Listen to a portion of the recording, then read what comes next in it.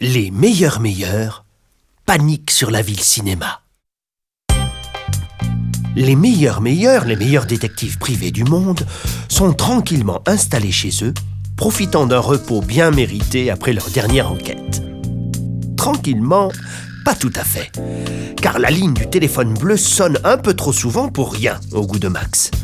Il a besoin de silence pour travailler sur son dictionnaire particulièrement personnel et carrément original, le grand Max en parole.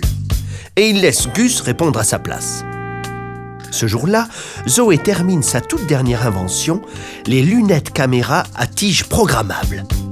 Il y en a une paire pour chacun des meilleurs. Elle dépose sur l'un des verres de lunettes une minuscule caméra qui filme tout. Et sur l'autre, un écran qui permet de regarder le film tout de suite après. C'est très pratique pour apprendre à cligner des yeux, ce que Gus ne sait pas encore très bien faire de l'œil droit. Le téléphone bleu sonne. Bonjour, Gus meilleur à l'appareil. Mais bien sûr, nous arrivons tout de suite. Oui, mais d'ici là, essayez de vous calmer. C'était le célèbre acteur Jean du Tonnerre, explique-t-il après avoir raccroché. Oh, pense-moi, Max, je rêve. Il joue dans un film. Ça se passe à la ville cinéma. Et il nous attend sur le tournage. Youpi, youpla. On va voir la célèbre ville cinéma. Et voilà les meilleurs en route pour une nouvelle aventure. Ils montent à bord du dernier bolide inventé par Zoé, un char à voile doté d'un moteur surpuissant. Gus a énormément insisté pour être aux commandes de l'appareil. L'engin roule sur quelques mètres en vibrant très fort dans tous les sens. Puis, dans un rapide mouvement en spirale, il s'envole avec une légèreté inattendue. Bonflair tremble de peur, tandis que Zoé et Max profitent du repos d'eau extraordinairement confortable pour se détendre et filmer la vue avec leurs lunettes. Au loin, apparaît enfin la fameuse ville cinéma. Pour faciliter les tournages des films, certains éléments de décor restent toujours en place. La piscine, le petit village de campagne, les buildings de New York, la tour Eiffel. Après un premier survol, les meilleurs localisent l'endroit d'où Jean du Tonnerre les a appelés. Il s'agit du désert égyptien, facilement reconnaissable avec ses dunes de sable, ses sphinx et ses pyramides.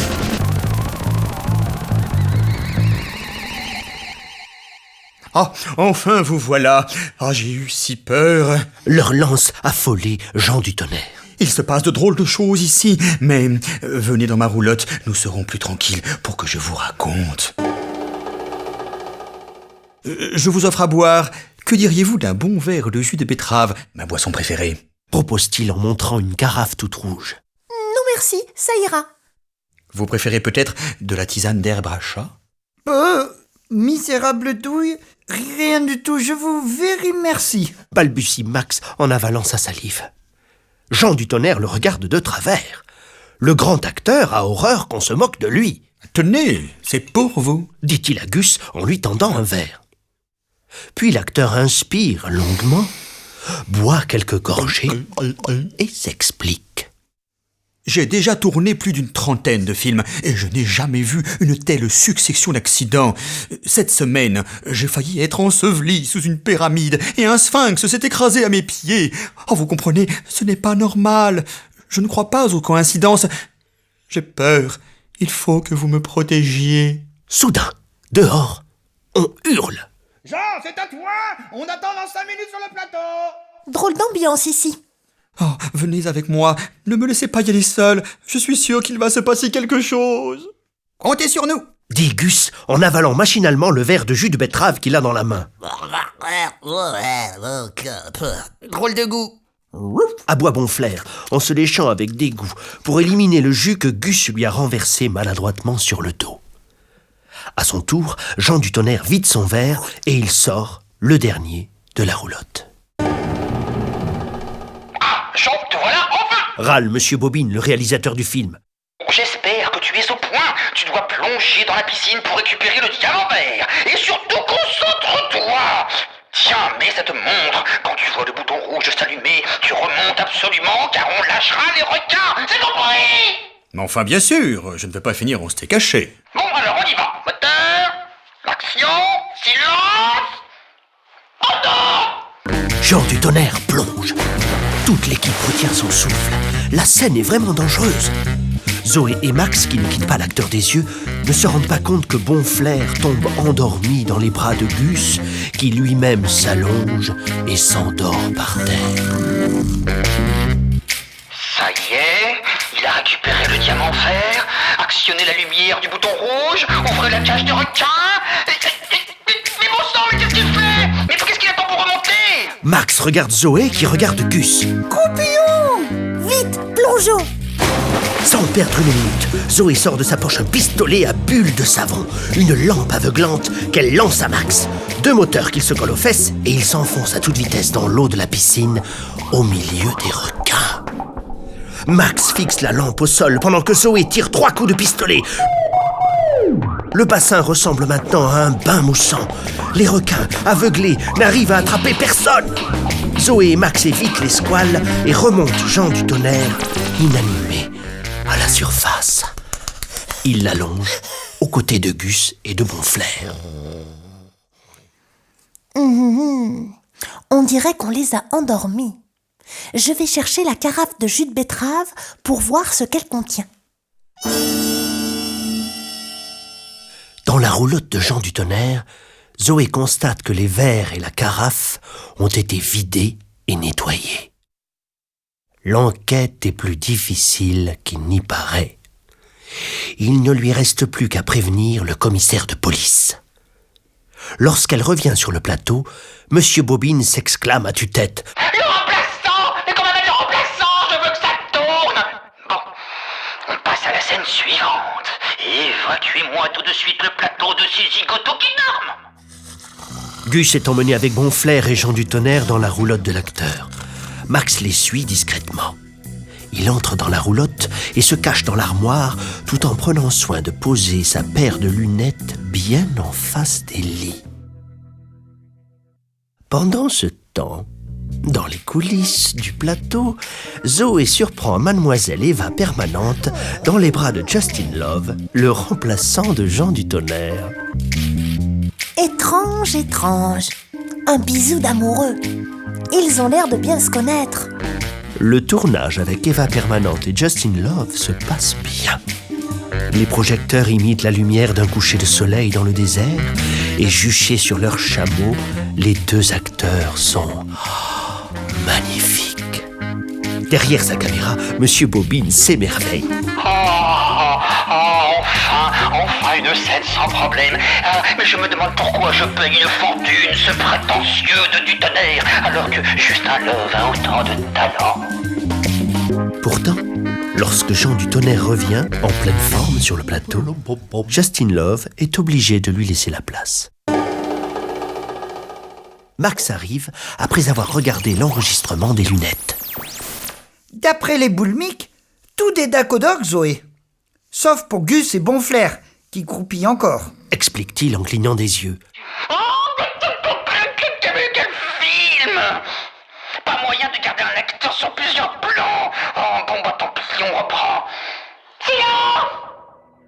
Pour la scène finale, M. Bobine veut que Jean du Tonnerre atterrisse en avion au milieu des momies. Il devra les tuer une à une, mais la dernière disparaîtra dans une tempête de sable en jurant qu'elle reviendra. M. Bobine a vérifié tous les décors.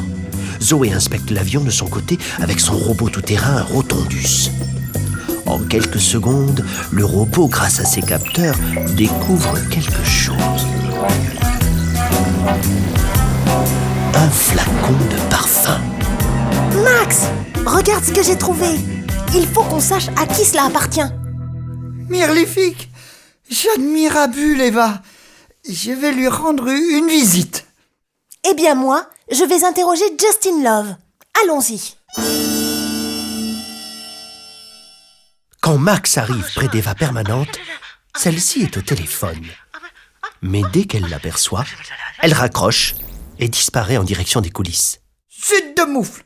Crotoès d'escargot! Elle a filmuché sous mes yeux. Résume Max en revenant bredouille auprès de Zoé. Ce n'est pas grave, Max. Ce n'est pas le parfum d'Eva permanente. Retournons vite sur le tournage. Lorsque Zoé et Max entrent sur le plateau, Jean du Tonnerre vient tout juste de décoller. Monsieur Bobine filme la scène. Eva Permanente appelle à l'aide en poussant des cris car les momies se rapprochent et l'avion de Jean du Tonnerre descend alors doucement vers le sol. Soudain, les moteurs ont dératé. Ce n'est pas normal. Il va s'écraser. Vite, Max! Tous deux s'élancent vers leur char à voile et l'engin s'envole dans les airs après un spectaculaire décollage en spirale.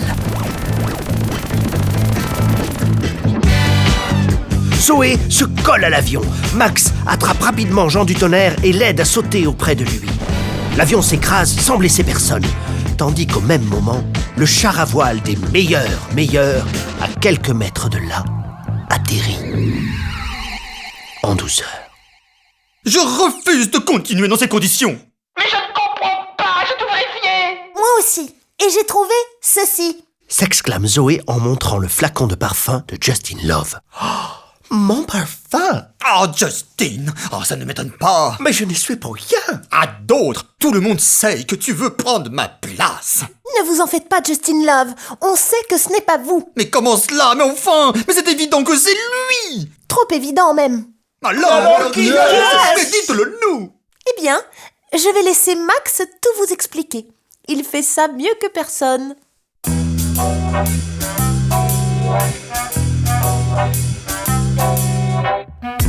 D'abord, l'Halo Drink bleu, puis le jus de berque rouge, ensuite le groupillon et les mololonstres, l'aérovillon, et puis surtout, le sambon, c'est clair.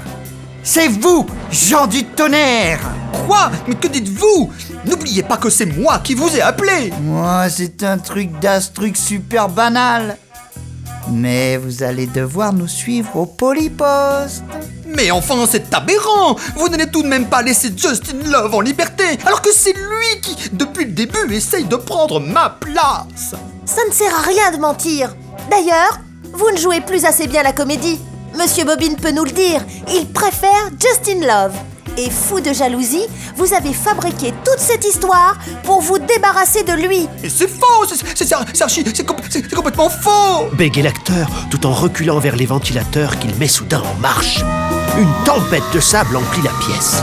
Attention, il essaye de fuir. Signale Eva Permanente, les cheveux en l'air.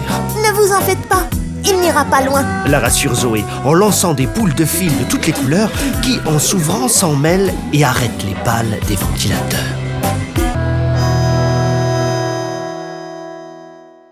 Ah, les meilleurs.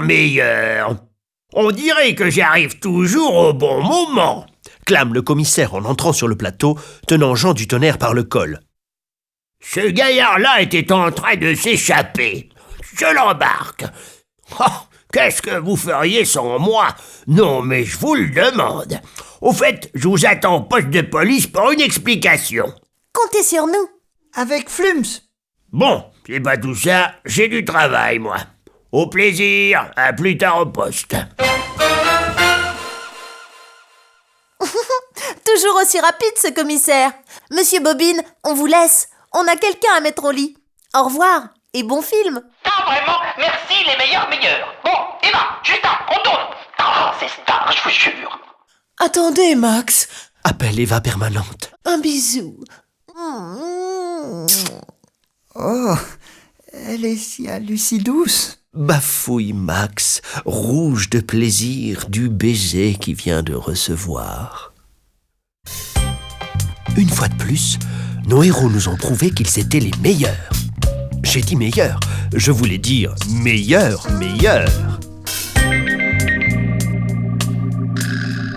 Au fait, Zoé, il n'avait pas quelque chose de bizarre, ce jus de betterave? Demande Gus, enfin réveillé.